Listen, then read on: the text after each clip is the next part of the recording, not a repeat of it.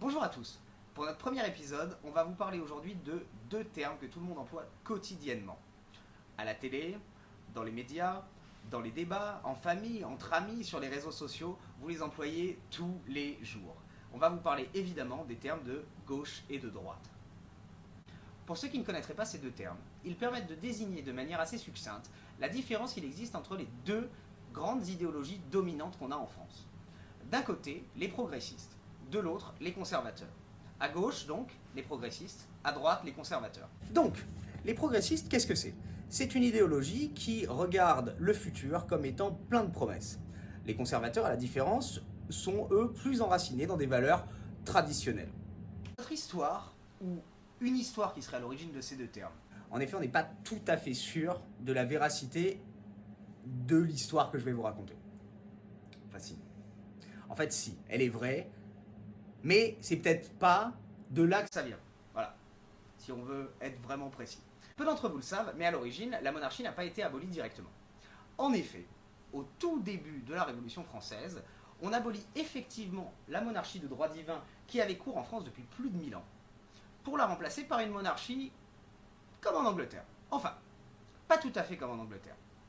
Vous prenez l'Angleterre, vous retirez le Premier ministre, le gouvernement, la Chambre des Lords. En fait, ça n'a rien à voir avec l'Angleterre. Mais juste pour vous dire, le point de similarité, c'est que cette monarchie, elle est contrebalancée par une assemblée. Ce qui permet d'avoir un pouvoir populaire. Et cette assemblée constituante, qui permet de contrebalancer le pouvoir royal, c'est l'ancêtre de notre Assemblée nationale. Donc, pour revenir à notre histoire, au début, le roi, en France, est toujours en place, même pendant la Révolution française. Et cette situation se maintient pendant 3 ans. Même si ce statu quo se maintient tant bien que mal, tous les révolutionnaires ne sont pas d'accord avec le maintien du roi au pouvoir. Et beaucoup souhaitent le destituer, et même, pour les plus radicaux, le faire juger pour des crimes qui seraient ceux commis par la monarchie durant près de 1000 ans. Néanmoins, dans cette période, et avec cette nouvelle assemblée, se pose une question évidente. Est-ce que le roi a le droit à un veto ? Pour ceux qui ne savent pas ce que c'est que le droit de veto c'est simple. C'est le fait pour un chef d'État d'avoir le droit de s'opposer, comme il le souhaite, à une loi votée par le Parlement. Ce droit-là existe encore aujourd'hui dans de nombreux pays, comme les États-Unis ou la France.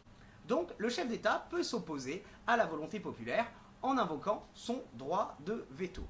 Cette question se pose alors en 1789 sur est-ce que Louis XVI doit avoir un droit de veto ou non ?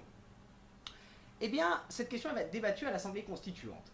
Et pour faciliter les choses, on va demander aux pro-veto de se mettre à droite et aux autres, aux opposants donc au veto royal, de se mettre à gauche. C'est à partir de ce moment-là que naît la dichotomie entre la gauche et la droite. L'hémicycle est à partir de ce moment-là partagé non plus de manière régionale, mais bien par idéologie politique. Si le président Le Bailly en avait décidé autrement, peut-être que la gauche aujourd'hui serait les conservateurs et la droite les progressistes. À la semaine prochaine!